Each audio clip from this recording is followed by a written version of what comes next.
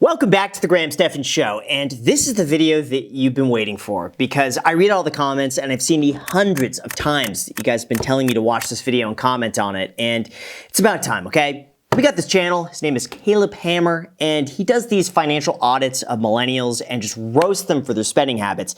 And today we got this video, okay? It's titled 24-Year-Old Blows $10,000 a Month. And it's Jack. Now, for those that don't know, Jack is my co-host on the Iced Coffee Hour. He's someone who has helped me out for the last few years. Used to live in the house, and he started off as my assistant, doing some side work, and then graduated to working with me full time. Then we started the podcast together. The rest is history, and apparently now he's blowing $10,000 a month. So here's my official response to this video, and it would mean a lot to me, guys, if you subscribed and hit the like button. Helps the YouTube algorithm go and recommend this video to even more people that could see Jack wasting money. And this hurts me to watch this video. I don't know what it is, but with that said, guys, thank you so much for subscribing. We're closing in on 1 million, and let's just begin. And what do you do for a living in Las Vegas? That's actually, believe it or not, that's a tough question for me to answer because I do many different things. Yeah. I host a podcast. That is the main thing that I do. That's a lot of hesitation. What is he hiding? You know, the thing with Jack is that sometimes I'll call him up and I'll just say like, yo, what are you up to right now? He's so just shifty about what he's doing. Like, what are you up to later? Oh, I'm busy. I got plans. Like, what are the plans? Oh, I don't know. I don't know what he does half the time. I'll be honest with you. The work gets done, but I don't know what he's doing, okay? So let's put that out there. And what do you think you bring in on a yearly basis? Well, last year I netted just under $300,000. It was like 295. 295 grand. Oh, man. He's doing well. Listen, he is very creative. He works very hard. Good going, Jack. I do an estimated tax payment and then... yeah. Why? I don't know, man. That's not like that's Pandora's box right there for me, the whole tax situation. And I know if I open it, there's probably going to be so much stuff that I should do. And I guess I'm lazy. I think for last year, the penalty for not paying the estimated, I think is 3% in a year. And, if you have a better use for your cash than 3% you can pay to the government, I think now it's actually a 5% penalty. So it doesn't really pencil out anymore. Where does that revenue come from? Sorry. I would say most of it comes from sponsors, and then aside from that we have ad revenue. And this video is sponsored by you subscribing to the channel, which is awesome. Should they subscribe? They should subscribe. I think they should probably subscribe and like the video and comment. Oh yeah, definitely. And that's the sponsor of this video too. It's just subscribe. Just if you're watching this and that button's not already pressed, just press it. It's free. You can always decide to unsubscribe later, but these videos are fun, and we're getting into some juicy stuff here. You have all the time in the world to get anything you want done, right? Time is never actually like the thing that's causing you to not do what you want to do. It's just about the amount of energy that you have. Okay. And I find it extremely draining for me to be juggling a bunch of different tasks and businesses and whatnot, even if they are worth my time. Yeah, I agree with that. I think Jack is really good if he's honed in on one thing. One thing, just get that done. I think anybody is. Actually, who's not? I mean, even for me, just juggling a whole bunch of stuff, like I'd be way more effective just doing one thing really well. So I get that. Well, how many hours would you say you work a week? As far as work goes, like in the weeds work where I'm like either like reviewing an edit or filming a sponsorship or filming the Iced Coffee Hour or like going through analytics and posting shorts and stuff like that. Maybe a few hours a day. Not very much. A few hours a day, man. See, I hear that. And I know that this is not a surprise to me. I'm like, Jack, imagine if you just gave 8 hours a day of focus. 8 hours a day, 6 days a week. What could you accomplish doing that? Even like 6 hours of like just in the weeds, just amazing work every day. Man, you could like probably triple output, because I really believe that, it compounds. Like the initial work gets you like this much, but then when you go from this to up here, it's like, it's not that much more work. You get a little more work, get a much bigger outcome. That's what I believe. This last year, I put the brakes on a lot and I outsourced a lot of my positions, which opened up a lot of free time. But I also don't necessarily know if I'm like super happy doing that either. So it's kind of a conundrum I'm in right now, and I'm trying to find the right balance of like, how much work should I do? The right balance, I think, is working all the time on the Iced Coffee Hour. We gotta, listen, I am so committed right now to getting the Iced Coffee Hour to 1 million subscribers by the end of the year. I think at this point, it would be a failure if we do not hit 1 million subscribers by the end of the year. We would have failed. We have no reason not to accomplish that. So that's my goal. And I think Jack's on the same pace, but it's like he gotta do whatever you can. We're gonna hit 1 million. Just mark my word. We have to do it. It's a must. I know it's extremely easy to say this and probably hard for other people that aren't in my situation financially to see where I'm coming from this, but like I can guarantee you it has not made me happier making more money. Oh, Jack. Well, if that's the case, then we could work on that. Maybe we keep a little more in the back for the business. Then maybe we do something like that. We start spending a little bit. I have a Robinhood account that just got decimated because I went on a margin. Don't do that, guys. It's just generally not the greatest decision. Why'd you do it? Because I was greedy, man.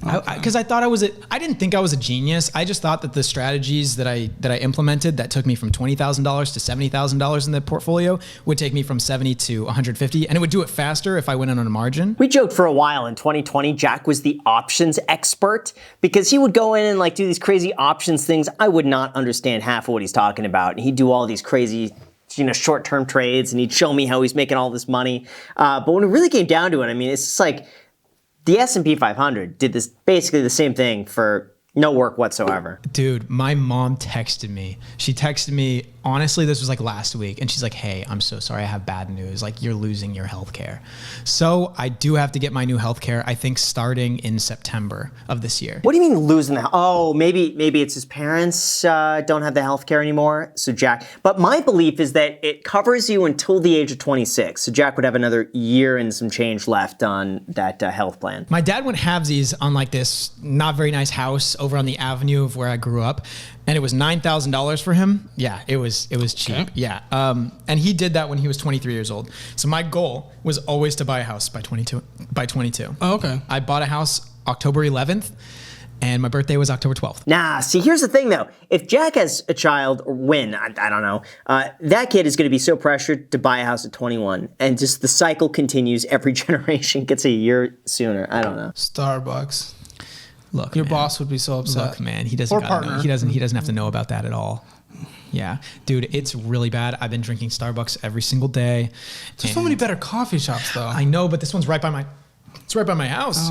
Come on, Jack. I don't get it. He says it's fun for him to go to Starbucks. You get a coffee, But you know what? Like I ran out of cream, but it's just so much better to just make it yourself. You got Bankroll Coffee. I give Jack as much Bankroll Coffee, now for sale at bankrollcoffee.com, as much as he wants, and he doesn't make it. He goes to Starbucks. Sushi Neko, couple recurrents. Yeah. Honestly, I didn't even want to go that second time. Graham was just like really the motivator there. Oh, come on. Sushi Neko's amazing. Listen, man, we talk about them so much. Every time now I get there, there's a long wait. I don't want to take credit for it, but every time I'm there, I usually end up running into like a few subscribers, okay? So I'm just saying there's a high percentage of people who watch my videos that go to Sushi Neko. I've lived with him for nearly 3 years, like same house over a year. Really? So, yeah. I want to pet Bailey. You want to pet Bailey? Bailey looks incredibly cute. I'm such a fan of dogs. Bailey wants to be petted by you. Caleb, come over here. You know what? Caleb, we'll have you on the iced coffee hour. I could speak for Jack. I think we'd have a fun time, and we get an extra episode out of it. So come to Vegas, and we got a spare bedroom here. You know what? Stay with Jack. Jack's been Airbnb-ing his place. Just do that. Stay with Jack. Amazon. But a lot of them are returns. So really only 2 Amazon purchases on here of $56.33. Honestly, Amazon scammed me. Is this the Amazon card? No, this is just a random Chase card. Yeah. Do you not have the Amazon card? 5% cash back? No. Come on, Jack. We've talked enough about this. Get the Amazon card. It's 5% off your purchase with no annual fee. It's a great card. I wish they offered a referral program because then I could just refer people. But I'm going to tell you, honestly, if you shop at Amazon and you spend more than like $200 a month every, I don't know, you get 5% off. It's a good card to get. I don't get paid to say that. It's just objectively, it's a good card if you shop at Amazon. Apple subscription, probably just storage. Mm-hmm. Never mind. What? Well, I was going to say it's probably OnlyFans because it's blocked out, but we'll just... No, that's $9.99? That's probably storage. Oh, yeah, sure, Jack. Sure, go tell everyone that. I don't know what it is, but if you have to censor it out, I don't know. $1,278.69 a bull. Okay. This was very disappointing because I like to yell. I enjoy yelling. Okay. It's only 5%. That's actually not bad. 5% of income. I mean, I think that's reasonable. It's pretty good, okay? I would only say, though, that income from the iced coffee hour is extremely variable. And I just always expect whatever income you see, expect that it could go down by 80% just because that's social media for you. So I just think you make, $100,000 a year, just budget off at 20. Ideally, that's what you should be doing because anything could happen. Your house, though. Yes. I'm sorry, how much did you put down? I put 20% down. 20% down, very good. Yeah. Actually, it says that it's gained in the last 30 days. Oh, cool. Have you guys hit your bottom? We have not hit our bottom here yet. I don't know. I mean, here's the thing. You can't really tell based off a month-to-month fluctuation, but as a general, it seems like it's still kind of going down. Yeah, I wouldn't be surprised if Vegas prices go down 30% from the peak. It's still going to probably be higher than what it was in early 2020, but the market here was just crazy. There's so much new construction, and I think that's going to have an impact on prices. But again, that's just kind of what I think. Everything should begin to normalize. How are property taxes out there? I don't really know, dude, to be completely honest. I think property taxes, they have some weird metric system. I know that in California, it's an actual percentage of it, but there's this weird assessed value thing in Nevada that doesn't get adjusted every single year. And there's a certain percentage of that. And I think it also depends on what part of Vegas you're in. Yeah, property taxes here in Vegas are about 0.8%, give or take, for Clark County. And there's a whole bunch of other stuff that you generally pay into, but it's less than 1%. Which is really, really, really good. California, where I was in Los Angeles, was about 1.2%. A lot of Texas is over 2%. So Vegas is cheap. It's all subsidized by gambling, really. Money savings I can access right now is about $200,000. All right, it's time to buck up, dude. That's losing. Oh, it is not losing, my friend. Oh, wait. Sorry. Actually, I was just thinking about this in a different way. In my head, when I heard that, I immediately pictured it in a Chase savings account versus a high yield. Oh, yeah. What are you with? What's it getting? It's CIT Bank. I've been with them for a really long time. I mean, it's still losing to inflation, but... Yeah. Here's the thing, though, with inflation, is that inflation really only impacts the mandatory spending. So if it's your food, maybe gas, things like this, that's what inflation really affects. And for someone who begins making more money, those inflation-related necessities only make up a small part of your income. So the way I think of it is that maybe the first $50,000 to $75,000 that I make, that is prone to losing value to inflation because that's what I'll spend on personal necessities and food and just random stuff like that goes up with inflation, okay? The rest of it, though, is all assets. What are the price of those assets doing? So beyond that, I don't see my money really losing to inflation. It's just relative to what that buys in terms of investments, if that makes sense. I dumped a ton of money. I literally went all in. This was bad. I went all in on the market. I probably had a few $1,000s in savings. It was December of 2021. Yeah, that's too much, Yeah. December of 2021. Come on, that's just bad timing. And not only did he do that, but he went into just bad stocks. I would say my recommendation at this point, if he were anybody else, and I keep telling Jack this, he doesn't listen to me because it's me. If it were anyone else, he'd listen to him, but ignore Graham. Just take that amount. Just say, I'm going to invest $3,000 a month, or even $4,000, $5,000 a month, whatever it is. $5,000 a month into 3 index funds. Just, I would say, US, international, and even throw in 10% of whatever you want. And just do that every month. Don't even think about it, $5,000 a month. He could even afford to do $8,000 a month. And just dollar cost average of the market and forget about it. Just lock that money away. I met Dave Ramsey. And I really respect what he's done for the most part. And I like the conservative approach. And I was scared of losing money, so I held on to cash. It's not good at letting fear control us on everything, though. I know. That's where I slightly disagree with Dave, is his lack. He accepts no risk. Mm-hmm. He accepts no risk. And he puts a lot of emotion before math. You know what I got to say, though? In defense of Dave Ramsey, his emotional approach makes a lot of sense. For someone like Jack, those decisions that he made were not logical decisions. They were emotional decisions. And for Dave Ramsey to appease to emotion, I think in many of the cases, he's taking the right approach. And you can't go wrong with playing it safe. And I think when you're talking to a very broad audience, you got to be super careful about what you say. And even though it might not have the most upside, it also means you're not going to leave people just losing a ton of money and then picketing outside of your house late at night. I never even watched Dave Ramsey. Oh, yeah. You know what I grew up watching? Graham Stephan. He's nice to have on in the ear when I'm going for a walk or hike or something like that. Yeah. Dave proudly announced a couple weeks ago on the show, the last time he was on, that he hasn't changed in 20 years. I would never be proud of not changing in 20 years. But you know what I gotta say is that you have to respect someone with his amount of experience. I kind of think that he's been doing it for probably longer than I've been alive. So he probably knows way more than I do. So, you know what? I respect Dave Ramsey. I think for some people it doesn't apply. For a lot of people it does. And it just depends on who the audience is. Graham Work was paying me, I was getting $50 every week and my gas expense to drive to LA and back was $50. Jack was a hard worker though. I mean, my philosophy has always been you kind of work for free in the beginning, you put the work in, you build those relationships, you prove yourself, and then as you do that, you start making more. That's always been my approach, and it worked out also with Jack. Like, he was in a position where, you know, he didn't mind just breaking even. He'd spend his time doing this sort of stuff. I really like the motivation, and that's what really drew me to believe that Jack was a good fit. So when I decided to drop out of college, I actually renegotiated my work terms with Graham. College dropouts, let's go. Let's go. We landed upon $90,000. So, whoa. Yeah, which is big good. up. Yes, but I was also pretty academic. Like, I was a very good student, and I was going to UCSB studying economics, and that was a pretty big thing for me to do, is to drop out. Yeah, that was a big decision because at that point I'd never hired anybody before at all. And Jack was doing really the work of like 2 to 3 people at the time. And it was tough. Like, I knew that Jack would make more money, but he was at the time taking over all the podcast, all the second channel. We had a mentorship program that he also coordinated and ran. He did all of my emails, would help with sponsorships. I mean, it was a ton.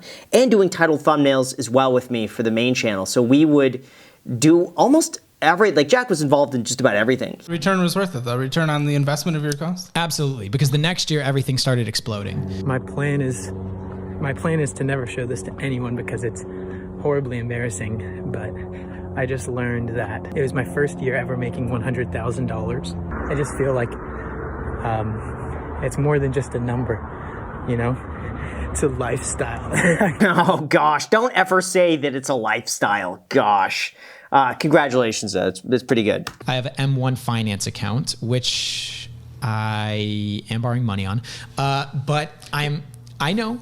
The thing is, you were done with this. No, okay. Let me explain this. I know this sounds like I haven't learned my lesson, but at the same time, I'm lazy, so I don't really want to pay out the $26,000 that I borrowed. Oh, come on. I'm surprised he doesn't talk about his public account, because right now, our sponsor, Public.com, is giving you the chance to get a free stock worth all the way up to $1,000 when you use the link down below in the description with the code GRAHAM. Let me know which stock you get. They're a fantastic stock trading platform. They're almost like a combination of like Twitter meets stock trading, where you just have a great community there. So if you want to try it out, again, the link is down below in the description. Would mean a lot too. And again, a free stock could be worth all the way up to $1,000. So enjoy. What's your credit score?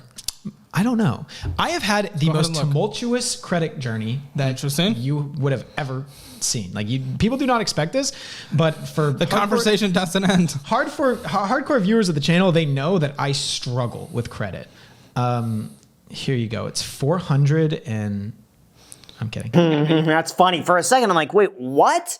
Struggles with credit? No. 763, okay. Yeah. But the thing is, I've done literally everything right. I've never missed a payment. Yeah. Not once. I've had credit since I was 18 years old. Thank you to a Graham Stephan video that I watched when I was 18.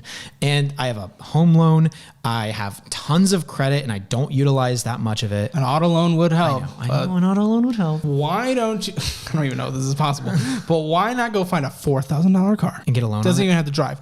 And then get a $1,000 loan on it on a 10-year repayment plan. It's true. I mean, even stuff like that, it helps to have an auto loan or a loan like that. And you can even just pay it off. Like, just pay it for 2 years, low interest rate, whatever. You're going to write it off anyway for business. Just use it for the podcast or something like that. And then pay it off in full. Done. It will help. There's this YouTuber I've looked up to for a little bit. His name's Graham. You've probably heard of him. I know he doesn't really hire people, but maybe I could just try to get out there a little bit. I was like, I'm going to send Jack a DM. I understand why you didn't look at it, because now that I get a bunch of DM requests. I didn't look at it. I didn't respond. You didn't accept it. Jack never even gets back to me. I'll send him a text message, and sometimes they go unanswered. So don't worry. If you reach out to Jack, he doesn't get back to you, that's Jack. And I was like, how do we get in contact with these people? We're on websites. Oh, look, Alex has a one-on-one consultation that can be booked. I booked a one-on-one consultation with Alex. I didn't know Alex does one-on-one consult. Oh, yeah, I did. Did I know that? I don't know. It's always surprising me. One more shot, what I thought would have been fun was to build a mimic of the set and do an exact video in his style, copy the voice and everything, and just show that I know the style, scripting, and right? For Graham's videos. For Graham's videos. But, and like 2 days before, I was like, I might just, for fun, make my own stuff. Then we never filmed the Graham stuff. Then I started making this stuff. Then we randomly uploaded on June 1st, and now it's been pretty successful. Wow. Yeah, and I talk to Caleb now on a regular basis, just helping him out any way I can, and I truly enjoy it. This is the sort of content that I've wanted to do for a while now, and so to see Caleb do it is just, it's fun, because I wanted to be in Caleb's position, and just seeing him come up and reach 141,000 subscribers now, I think he's gonna hit 1 million. So I put my money on it, and if you guys wanna see Caleb, maybe on the Graham Stephan Show or the Iced Coffee Hour, just let me know down below in the description. Overall, this is the longest episode I think we've ever done on this channel. So let me know what you think of this. Go and subscribe to Caleb. Thank you so much, and until next time.